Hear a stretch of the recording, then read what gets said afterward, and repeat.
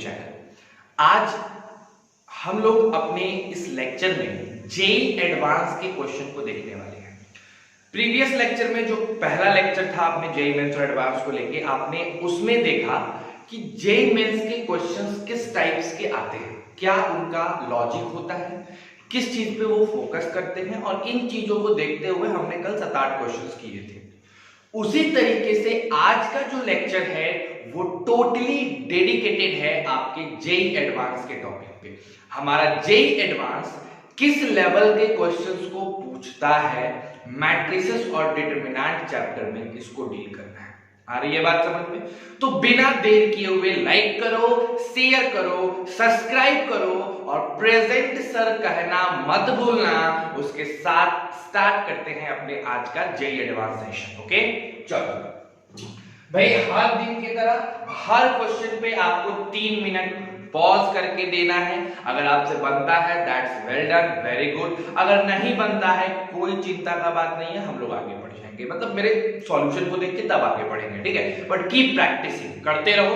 अभी तक तो बहुत अच्छे तरीके से तुम पढ़ाई कर रहे हो, अच्छा लग रहा है मुझे भी और आपको भी अच्छा लग रहा होगा। तो शुरू करें। आज का पहला क्वेश्चन, फर्स्ट क्वेश्चन जो है आज का आपका, देखते हुए वो क्वेश्चन क्या है। तो कहता है for a real number alpha if the system x plus alpha y plus alpha square z is equal to 1, alpha x plus y plus alpha z बराबर -1, alpha square x plus alpha y plus z बराबर 1 has infinitely many solution, find alpha. तो आपको alpha निकालना है, क्या निकालना है? ये क्वेश्चन आपके जेईई एडवांस 2017 का है, जेईई एडवांस 2017 का है। अब आराम से 3 मिनट, क्या तुम अगर 5 मिनट भी दे सकते हो तो 5 से 7 मिनट दो इस क्वेश्चन पे, खुद से पहले ट्राई करो, पूरी जी जान लगा दो खुद से इस क्वेश्चन को। देखो बेटा, मेरे बनाने से और मेरे बनाने के बाद अगर आप सीख जाते हो तो ये बड़ी बात नहीं है, क्योंकि मैं उसी चीज के लिए हूं यहाँ पे, जो चीज आपसे ना हो उसको सिखाने के लिए हूं। पर पहले वो चीज आपसे नहीं होना चाहिए, तो पहले करो तो सही, कहीं तुम ही से बन जाए। 5 मिनट दो, वो ज्यादा जरूरी है कि आपसे बने, है ना। तो 5 मिनट दो, 6 मिनट दो, 10 मिनट दो, पहले बनाओ उसको आराम से। मैं 1 मिनट के लिए हटता हूं, क्वेश्चन उतारो, फिर हम लोग सॉल्यूशन करने आएंगे, ठीक है। पहले खुद से पॉज करके देखो, ओके।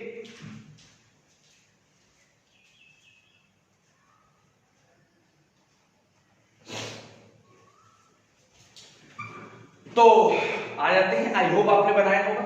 जिन लोगों ने बनाया है प्लीज आंसर मेरे को भेजें। जो लोग बनाए हैं अपना आंसर पहले नंबर क्वेश्चन का डालो, देखते हैं क्या आंसर आया है।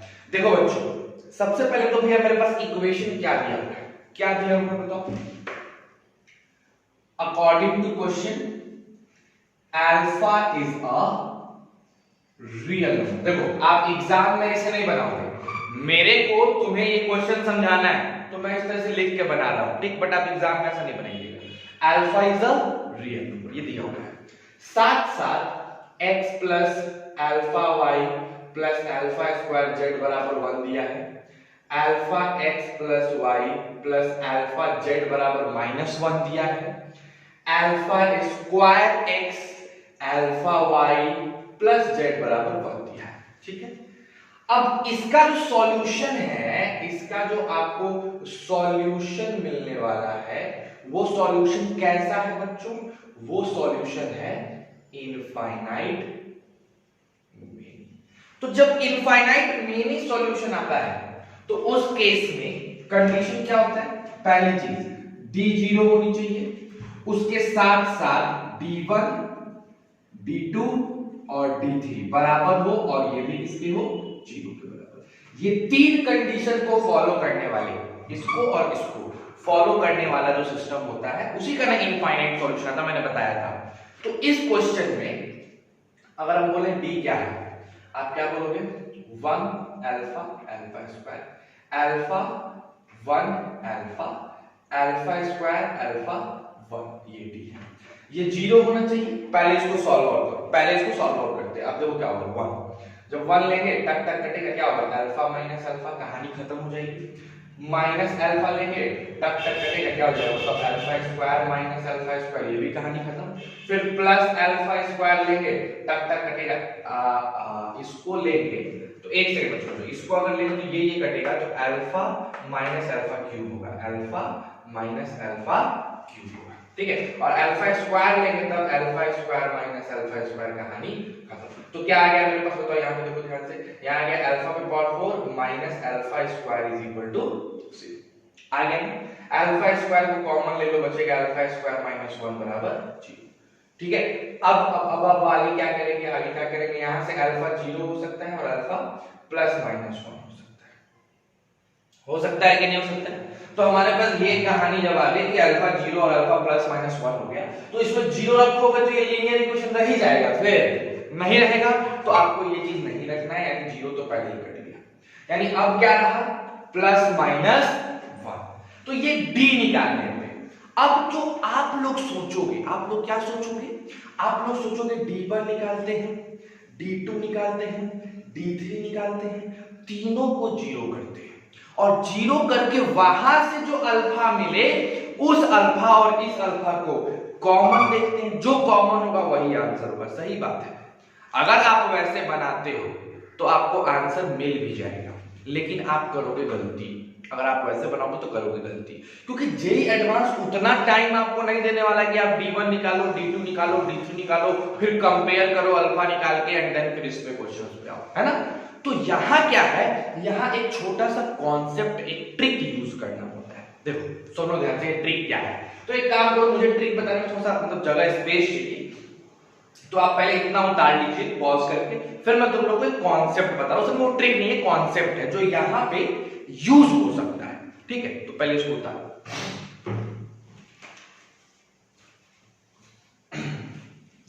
आई होप आपने उतार लिया होगा। याद रखना कि अल्फा प्लस माइनस 1 आया था, बस इसी को दिमाग में रखना है ना। आ जाओ, आगे आ जाओ। देखो बच्चों, इस क्वेश्चन या ऐसे क्वेश्चन में किस प्रकार का कॉन्सेप्ट लगता है, इतना ध्यान से, एकदम मजेदार कॉन्सेप्ट है भैया जी। कॉन्सेप्ट आप बता रहे हो, स्पेशल कॉन्सेप्ट है भाई। क्या स्पेशलिटी है इसके अंदर, क्या कॉन्सेप्ट है? एक बात बताओ, ax plus by plus c बराबर 0 है ना। ये इक्वेशन किस चीज का जनरल इक्वेशन है? किस चीज का? ये इक्वेशन किस चीज का जनरल इक्वेशन है? तो आप बताओगे कि सर ये जनरल इक्वेशन है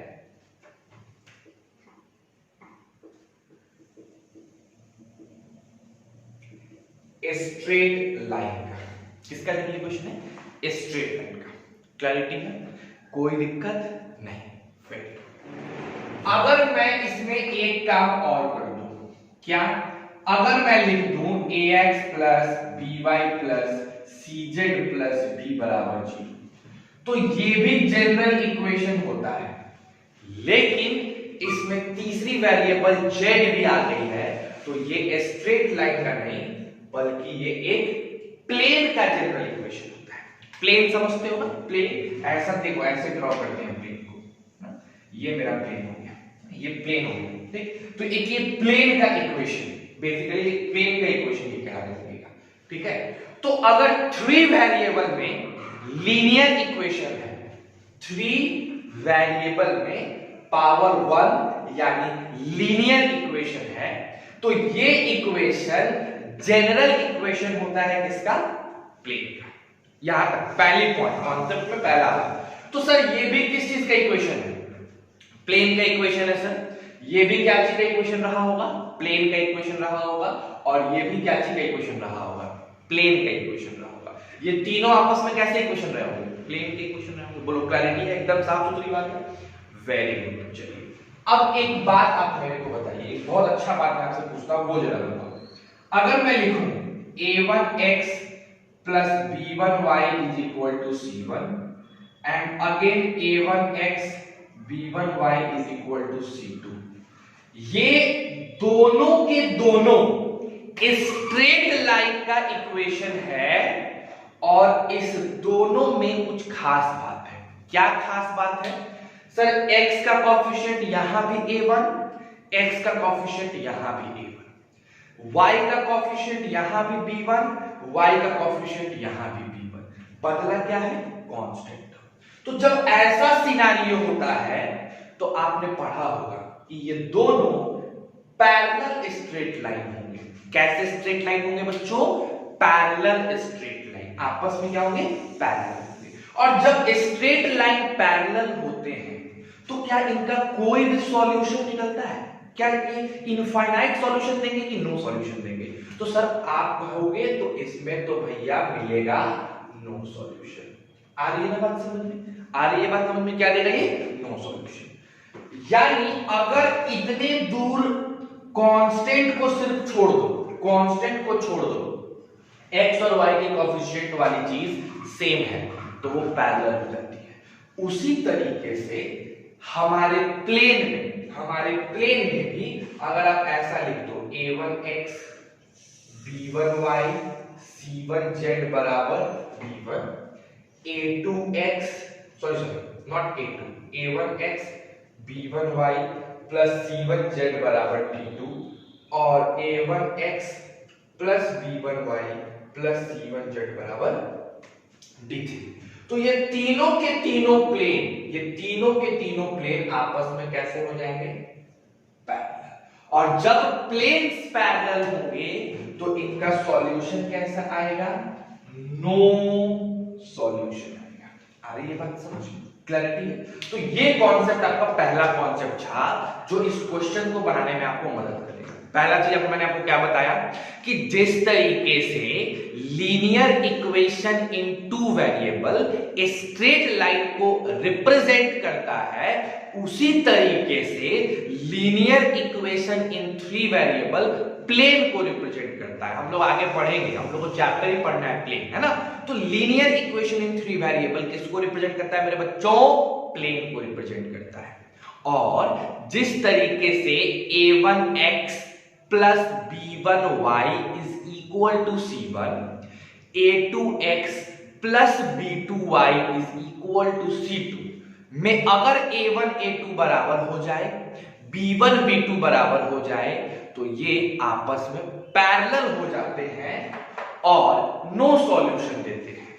उसी तरीके से अगर मेरे प्लेन के इक्वेशन में भी सिर्फ और सिर्फ कांस्टेंट बदले, बाकी सब सेम रहे, तो ये तीनों के तीनों पैरेलल प्लेन हो जाएंगे और इनका भी सॉल्यूशन नो आएगा। तो सॉल्यूशन आने के लिए जरूरी है कि ये पैरेलल ना हो। समझ रहे हो मेरे कहने का मतलब? अगर पैरेलल होगा सॉल्यूशन तो आएगा ही नहीं, तो ये पैरेलल ना हो, है ना? यानी मेरे को तो इनफाइनाइट सॉल्यूशन चाहिए, तो हम पैरेलल चाहेंगे इनका होना या हम नहीं चाहेंगे इनका होना? तो आप बोलोगे सर हम पैरेलल नहीं चाहेंगे इनका होना, ठीक है? तो क्या करेंगे अब इसमें? अगर हम नहीं चाहेंगे इसका पैरेलल होना तो क्या करेंगे? अब देखो यहां तक की बातें समझ में आई, इसको पहले उतारो फिर हम आगे बढ़ते हैं फास्ट।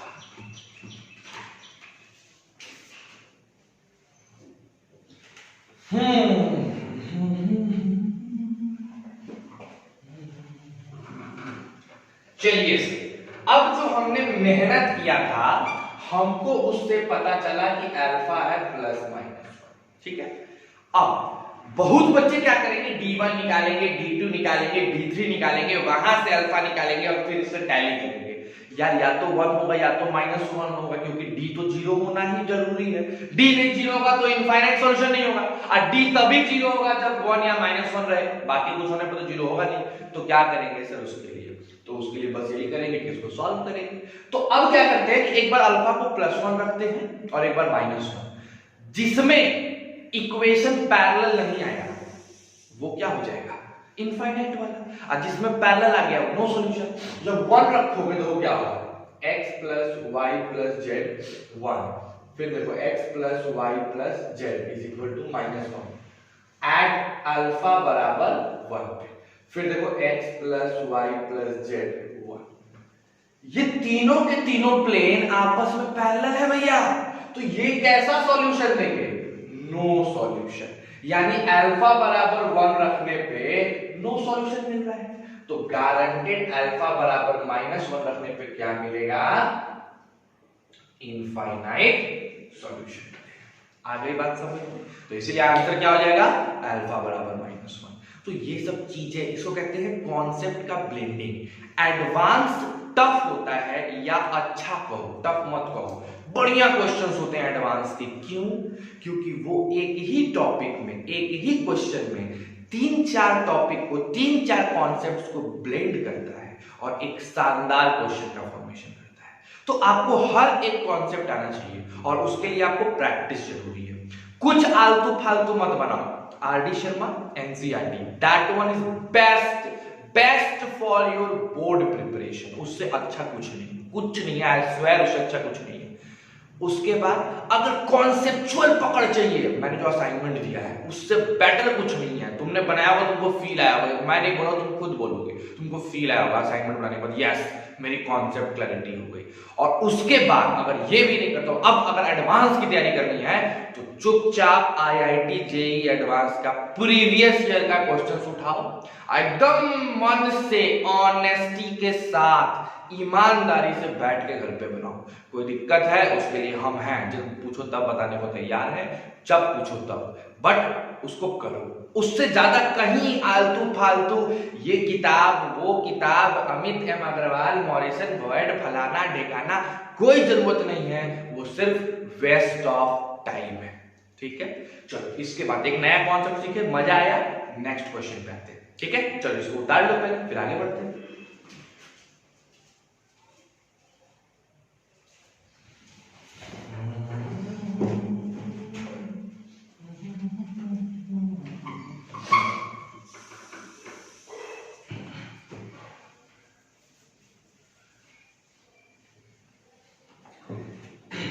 चलिए नेक्स्ट जो क्वेश्चन है बच्चों, वो आपके 2016 का क्वेश्चन है, जेईई एडवांस। मैंने सारे एडवांस से क्वेश्चन कराने हैं, सारा एडवांस है, कोई मेंस नहीं है, ध्यान रखना इस बात को। 2016 का मैं क्वेश्चन आप लोग करा रहा हूं। दूसरा, find number of distinct real solution of x square 1 plus x cube, 2x 4x square 1 plus 8x cube, 3x 9x square 1 plus 27x cube बराबर 10। ये 2016 का क्वेश्चन है बच्चों, और ये 2016 का क्वेश्चन आप लोगों को करना है। 2 मिनट टाइम दो और इसमें x की वैल्यू निकालनी है, निकाल के दिखाओ, रियल होनी चाहिए। ठीक है, चलो डू इट फास्ट। जिन लोगों ने भी बना लिया काफी अच्छा है, जिन्होंने नहीं बनाया प्लीज सॉल्यूशन पे कंसंट्रेट होकर ध्यान दो, बहुत जरूरी है। आ जाओ सरकार, क्या है सरकार? सर जी सबसे पहली चीज तो ये 10 के बराबर है, लिखो x square 1, 2x 4x square 1, 3x 9x square 1। याद करो बच्चों, प्रॉपर्टी याद करो, मैं इसको ब्रेक करके लिख सकता हूं, बताया है ना मैंने, वही कर रहा हूं मैं। x 2x 3x, x square 4x square 9x square, come to the point. ये क्या हो जाएगा, x cube 8x cube 27x cube बराबर 10।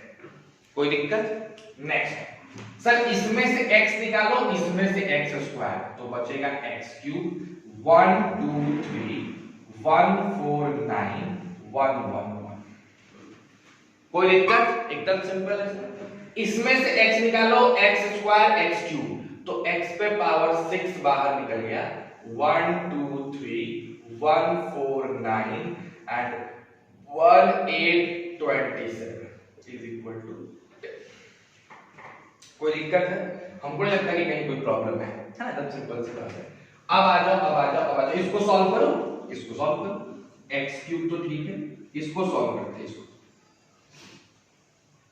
1 ले लेंगे, टक टक कटेगा 4 माइनस 9 माइनस 1, माइनस 1 ले लेंगे, टक टक कटेगा 2 माइनस 3 माइनस 1, प्लस 1 ले लेंगे, टक टक कटेगा 18 माइनस 12 6 प्लस x पे पावर 6। ठीक है, नेक्स्ट 1 ले लेंगे, टक टक कटेगा 27 गुने 4, तो 8 सत्ते 28 25 चौका 100 है ना, 100 क्या हो जाएगा 108 माइनस 9 72। ठीक है, देन माइनस 1 लेंगे, टक टक कटेगा 54 माइनस 24,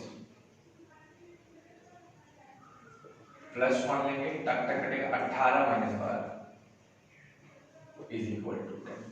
बोलो क्लैरिटी है?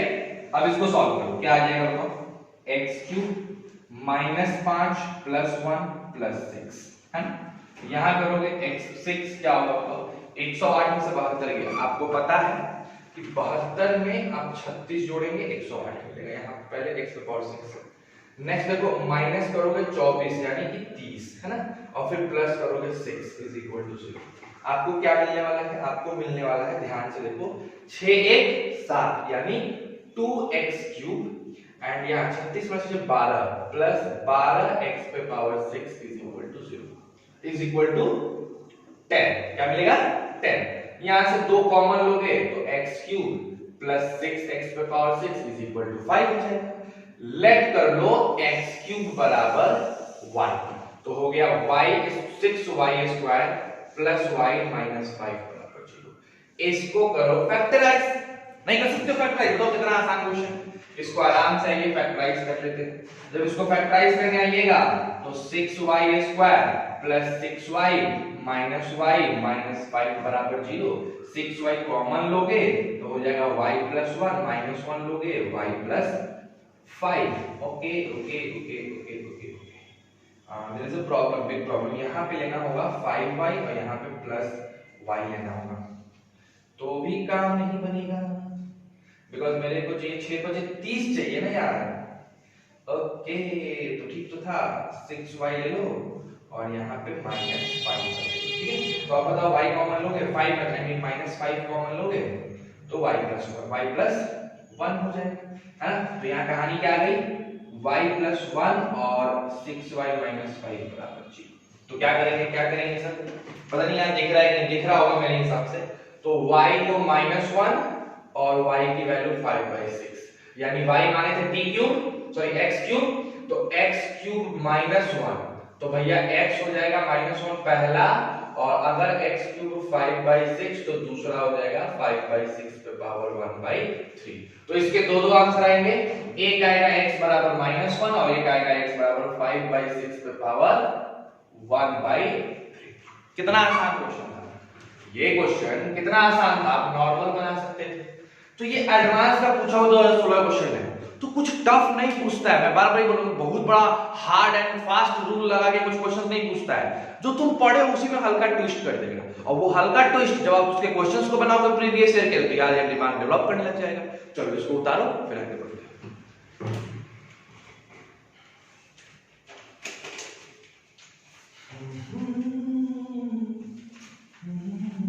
उधर का दिख रहा है तुम्हें? दिख रहा है।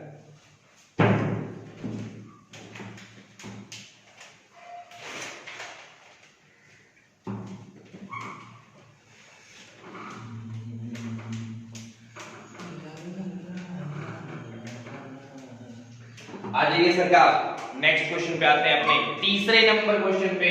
आज का तीसरा, ये जेईई एडवांस के 2015 का पेपर में पूछा हुआ क्वेश्चन है, 15 के पेपर में। ठीक है, क्या है जो कितना आसान क्वेश्चन है। Let x and y be 2 3 into 3 non-zero skew symmetric matrices and Z be an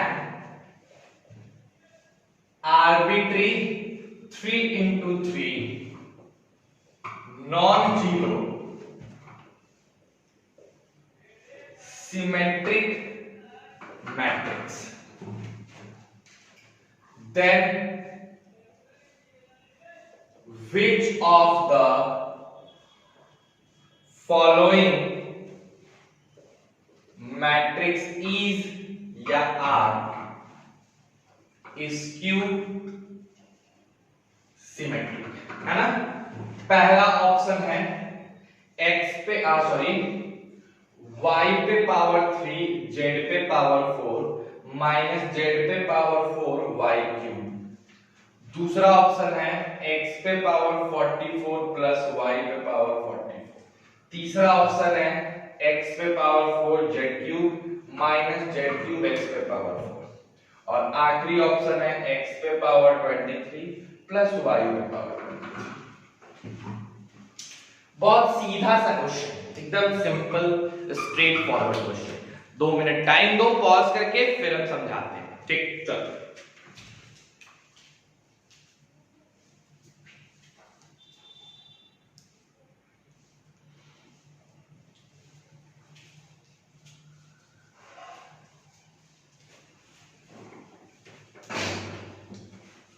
clear है? जिन लोगों ने बनाया बहुत सुंदर बात है, 2015 का पेपर है ना। देखते हैं ऐसे कितना आसान क्वेश्चन है। सबसे पहले तो ये बताओ x एंड y कैसे मैट्रिक्स है? स्क्यू सिमेट्रिक है ना। तो अगर स्क्यू सिमेट्रिक है तो x का ट्रांसपोज माइनस x के बराबर और y का भी ट्रांसपोज माइनस y के बराबर। ठीक है। अच्छा z कैसा है? z सिमेट्रिक है तो z का ट्रांसपोज z के बराबर। ठीक, अब आओ करना चालू करते हैं। मान लेते हैं पहले वाले को चेक करते हैं, फर्स्ट इसको चेक करते हैं। तो मान लो कि भैया d बराबर क्या y क्यूब z पे पावर 4 माइनस z पे पावर 4 y क्यूब। अब d का ट्रांसपोज निकालो। d के ट्रांसपोज का मतलब है y क्यूब z पे पावर 4 z पे पावर 4 y क्यूब का ट्रांसपोज।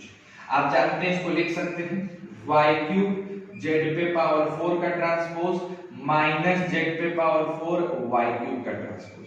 आपको ये पता है इसको अल्टा पलटी किया जा सकता है, तो आप इसको ऐसे लिखेंगे z के पावर 4 का ट्रांसपोज और y क्यूब का ट्रांसपोज। याद है ये वाला रूल याद करो। अच्छा मैं रूल लिख देता हूं यहां पे, फिर y क्यूब का ट्रांसपोज इनटू z के पावर 4 का। एक रूल मैंने आप लोगों को बताया था, मैं यहां लिखता हूं शुरू को कि ab का ट्रांसपोज बराबर होता है b transpose into a transpose. याद आ रहा है बात? तो ऐसे लिख देना, मैंने ऐसे लिख दिया। अब हमको बताओ z पे पावर 4 का ट्रांसपोज है क्या आएगा? किसी पे z पे पावर 4 का ट्रांसपोज अगर तुम करते हो तो क्या आने वाला है? याद करो ऐसा कुछ स्पेशल कि हाँ सर z पे पावर 4 का z, अगर z का ट्रांसपोज वही है तो z का पावर 4 का भी ट्रांसपोज क्या होने वाला है? सेम होने वाला है। तो z पे पावर 4 का भी ट्रांसपोज क्या होगा? z पे पावर 4 होगा। y क्यूब का ट्रांसपोज बताओ। तो देखो y क्यूब, इस पे क्यूब करोगे माइनस 1 पे क्यूब आएगा, क्या हो जाएगा? Minus y। तो ये पट से बदलेगा किसमें? माइनस y क्यूब में, है ना। नेक्स्ट अगर इसका हम कहें ये माइनस लगाओ तो ये माइनस y क्यूब का हो जाएगा प्लस y क्यूब और z पे पावर 4 है, z पे पावर 4 रहेगा। तो ये दोनों मिलकर क्या बन गए? z पे power 4 into y cube minus z पे पावर एक सेकंड y क्यूब z पे पावर 4 और z पे पावर 4 y क्यूब, और यहाँ z पे पावर 3 होनी चाहिए ना। नहीं z पे पावर 4 यहाँ भी है, z पे पावर 4 y क्यूब और अच्छा ठीक है। तो z पे पावर 4 y क्यूब माइनस, इसको हम लोग क्या लिख सकते हैं? y क्यूब को क्या इधर वाले क्या लिखेंगे? माइनस z पे पावर 4 इनटू y क्यूब। ठीक, तो ये तो कट गया भैया, ये तो t टेस्ट 0 के बराबर आ गया, सेम चीज आ गया। नहीं, सेम चीज नहीं आया। ये चीज सेम चीज नहीं आया। तुम एक चीज, एक सेकंड रुक जाओ, एक सेकंड रुक जाओ, इसमें कुछ गड़बड़ है। अगर हम देखें y3z4 को, तो मैंने ऐसे किया, इसको ऐसे किया, क्लैरिटी है।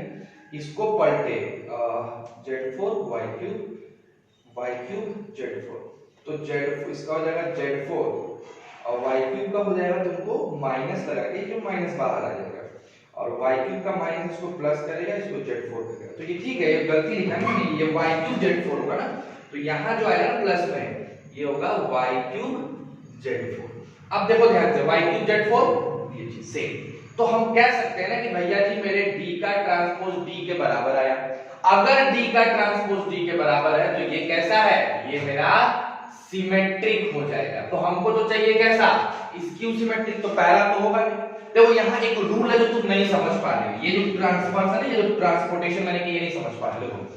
अगर मान लो a पर पावर m का ट्रांसपोज निकालना है, ठीक है, तो या तो आंसर a पर पावर m होगा, समझना मेरी बात तुम आराम से, a पर पावर m का ट्रांसपोज निकालना, तो या तो आंसर a पर पावर n होगा या फिर आंसर माइनस a पर पावर n होगा, ठीक है। अब कब क्या होगा, कैसे होगा, ये देखना है। ये कब होगा, ये कब होगा, जब आपका a कैसा हो, सिमेट्रिक हो, और ये कब होगा, जब आपका a स्क्यू सिमेट्रिक हो, ठीक है।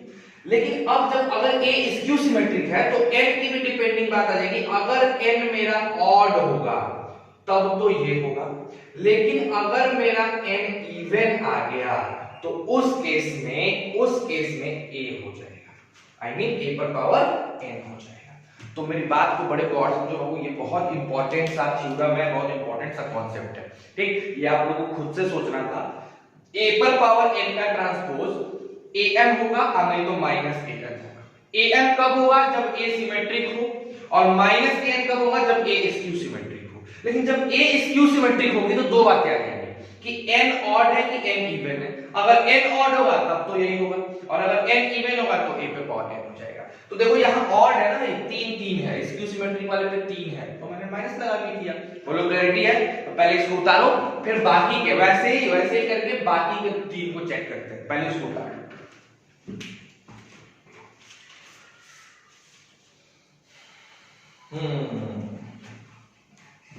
तो सर पहला तो नहीं होने वाला, पहला तो एकदम से नहीं होने वाला है, पहला नहीं होने वाला। अब आते हैं बी नंबर पे। जैसे हम बी की बात करेंगे, x पे पावर 44 प्लस y पे पावर 44 बराबर मान लो 1, ठीक है।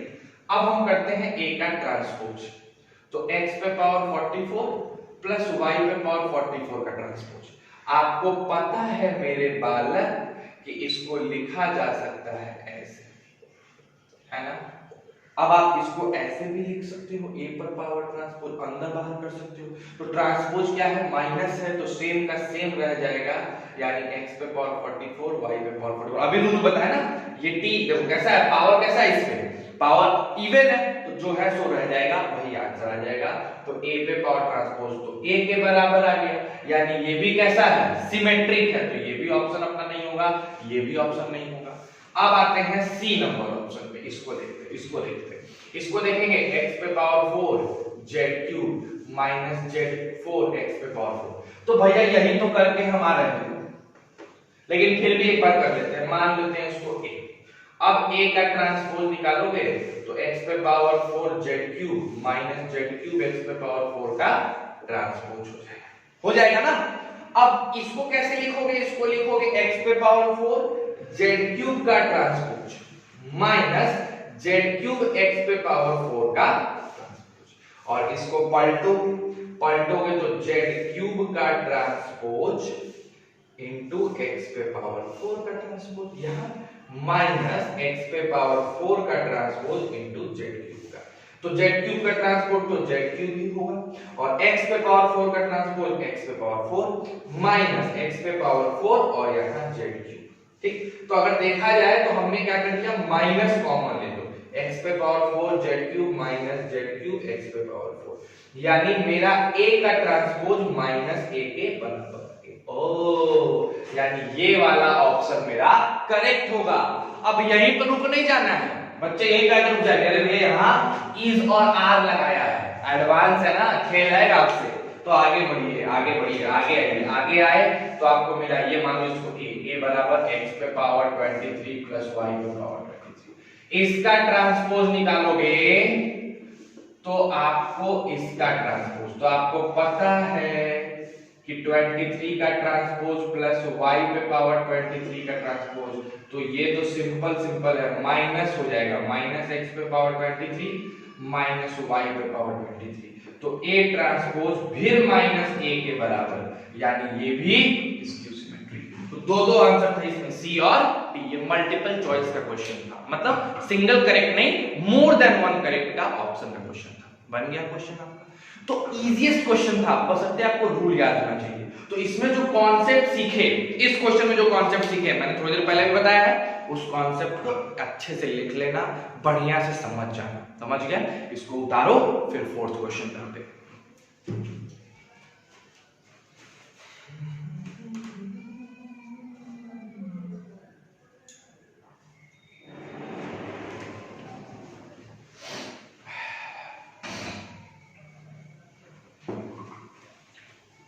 देखो बच्चों, सारा अभी तक मैंने जितनी भी क्वेश्चंस आपको कराई है, सब बेसिक्स का खेल है, कहीं पे बहुत बवंडर टाइप का क्वेश्चन नहीं है, सब बेसिक्स का खेल है। जिसका बेसिक्स क्लीन है, जिसको समझ है मैट्रिसेस की, जिसको समझ है डिटरमिनेंट की, वो बड़े आराम से क्वेश्चन बना रहा है, दिमाग लगा के बना रहा है, उसको मजा आ रहा है।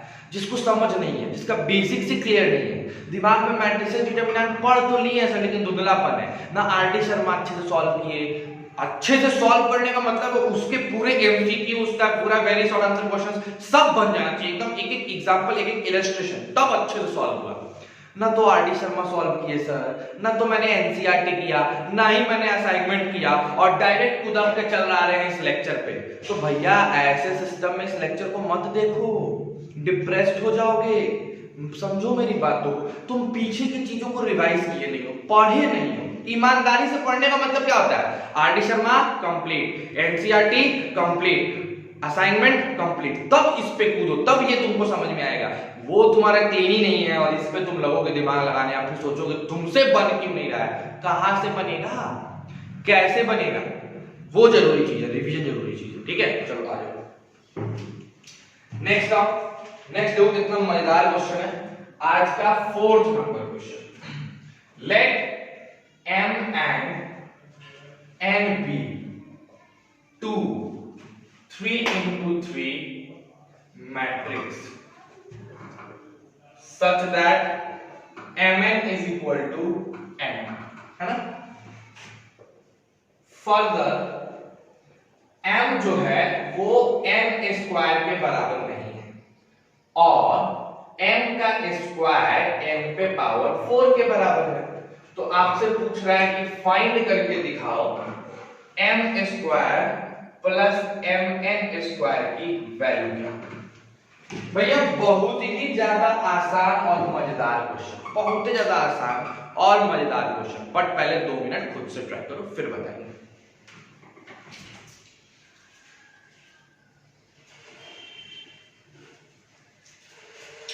आई होप आपने कर लिया होगा। आ जाओ काम पे आते हैं। सर जी Mn बराबर क्या दिया है मेरे बालक? Nm दिया है। Mn बराबर क्या दिया है? Nm। तो इसने कॉम्यूटेटिव का लॉ फुलफिल कर रहा है, कॉम्यूटेटिव के लॉ को फुलफिल कर रहा है।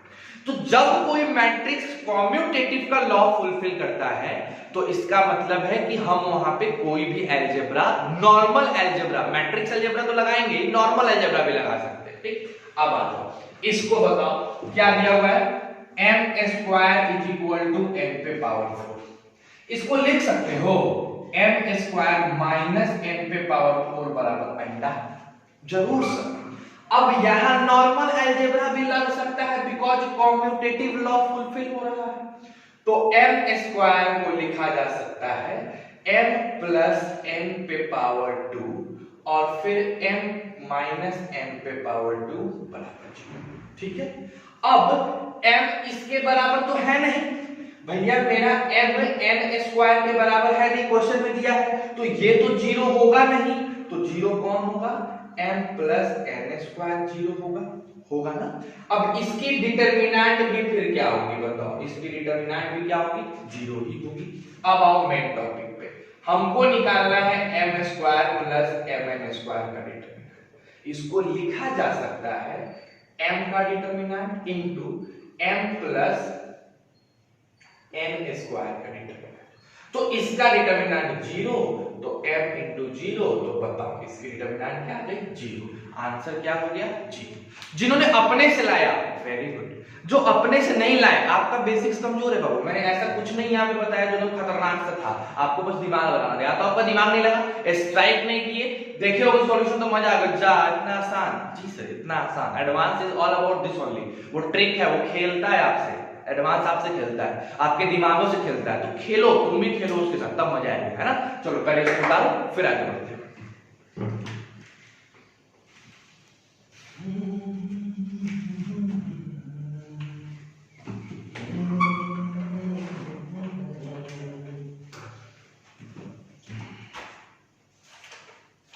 देखिए एक और बड़ा मजेदार क्वेश्चन है, बहुत ही मजेदार क्वेश्चन है ना, खतरनाक सा क्वेश्चन है। क्वेश्चन क्या है कि छठा नंबर, हाँ, if m is a 3x3 matrix where m dash is equal to identity, simple बात है, and determinant of n is equal to 1, तो आपको फाइंड करना है determinant of m minus i। m minus i का determinant क्या होगा, कोशिश करो, लगाओ बुद्धि, देखा जाए क्या होगा, बताएं सर। देखो कितना आसान है सर जी, x बराबर मान लो m माइनस i का डिटरमिनेंट। अब अपने को यही x निकालना है सर, m को लिख सकते हैं आइडेंटिटी इंटू m, और identity m into m dash लिखा जा सकता है, इसको ऐसे लिख दो m इंटू आइडेंटिटी, बात तो बराबर है। अब क्या करेंगे, m बाहर ले लेंगे, आई मीन m को कॉमन लेंगे, i माइनस m डैश ठीक है, इसको लिखा जा सकता है determinant of m into i minus m dash. तो m का डिटरमिनेंट तो 1 है बच्चों, तो उसको हटाओ, तो हो गया i माइनस m डैश का डिटरमिनेंट, है ना। तो अपने पास x बराबर आ गया determinant of i minus m dash. अब एक बात बताओ, हम i को i डैश लिखें तो कोई दिक्कत, m को m डैश लिखें तो कोई दिक्कत नहीं है, तो x बराबर हो गया i माइनस m का होल का ट्रांसपोज, ठीक है। तो x बराबर क्या हो गया, बताओ, इसको होल का ट्रांसपोज लिखें, हम ऐसे भी तो लिख सकते हैं सर, इसका होल का ट्रांसपोज लिखने के बजाय minus 1 into i m minus i का क्या ट्रांसपोज नहीं लिख सकते हैं। अब देखो छोड़ो, ऐसे मत जाओ, अच्छा हम ट्रांसपोज का डिटरमिनेंट निकालें या नॉर्मल डिटरमिनेंट निकालें, बात तो बराबर है। अब इसको लिखा जा सकता है -1 इंटू m माइनस 1, ठीक, m माइनस i, इसको लिखा जा सकता है -1 पे पावर 3। याद करो रूल याद करो, कौन वाला, k इंटू a का डिटरमिनेंट k पर पावर n इंटू a का डिटरमिनेंट होता है, तो यहाँ पे k की जगह -1, n यहाँ पे 3/3 है तो 3 लगाएंगे, यानी मेरा x बराबर आ गया माइनस m माइनस i का डिटरमिनेंट। एक बात बताओ, इस m माइनस i के डिटरमिनेंट को तुम क्या माने थे, x, तो यहाँ लिख दोगे माइनस x, x मिलके 2x बराबर 0, तो x का वैल्यू हो गया आंसर। क्या है इसका वैल्यू, 0, क्या है वैल्यू 0। देख लो कितना ट्रिकी क्वेश्चन था, हाँ ना, मजेदार क्वेश्चन है। बच्चे सोचेंगे m दिया नहीं है, i दिया नहीं है, कहां से निकालें, क्या करें, यही है, यही मजेदार बात है। सॉल्व आउट करो फिर पढ़ते हैं।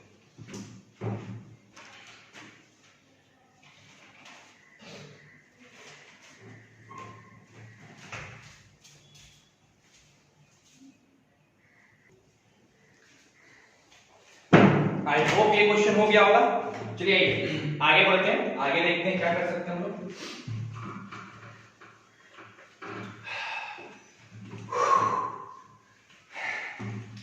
चलिए 7वें नंबर क्वेश्चन देखो, ये भी बड़ा मजेदार क्वेश्चन, बहुत मजेदार क्वेश्चन है 7वां। देखो क्या है, इफ adjoint of A का डिटरमिनेंट ऑफ A पर power 2n square minus 7n plus 7 है, तो कहता है find the sum of all value of n के हर एक वैल्यू का सम निकालना है, हर एक वैल्यू का। कोशिश करते हैं, देखते हैं सर। आप जानते हो एडजॉइंट कल बताए थे आपको, एडजॉइंट ऑफ A का डिटरमिनेंट होता है A के डिटरमिनेंट पे पावर n माइनस 1 का होल स्क्वायर। ठीक, तो ये और ये आपस में बराबर, यानी इधर हो जाएगा ऐसा और इधर हो जाएगा ऐसा। ठीक है, अब दोनों का बेस से तो n माइनस 1 का whole square is equal to 2n square minus 7 plus 7।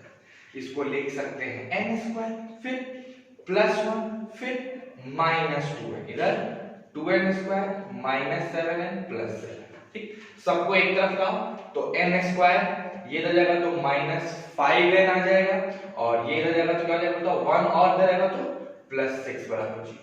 अब इसके दो ही रूट्स होंगे, अल्फा बीटा, और अल्फा बीटा का सम क्या होता है, सम ही तो निकालना है, तो सम माइनस b बाई a, यानी माइनस माइनस 5 बाई 1, यानी आंसर क्या आएगा 5। तो आंसर क्या हो गया, 5 हो गया। अब बहुत बच्चे क्या करेंगे, यहां से आंसर निकाल के तब जोड़ेंगे, अरे यार दिमाग लगाओ, यही तो है माइनस 5 आंसर है ना। तो इस तरह से सोचना है। आई होप आपसे बना हो। इसको उतारिए, फिर नेक्स्ट 2 क्वेश्चंस मैं आपको होमवर्क दे रहा हूं, आपको वो खुद से करना है। बहुत मजेदार क्वेश्चन है, बहुत अच्छा क्वेश्चन है, और मेरे बताना है मेरे को कौन कौन ने अपने से बना लिया। ठीक है, पहले इसको उतार।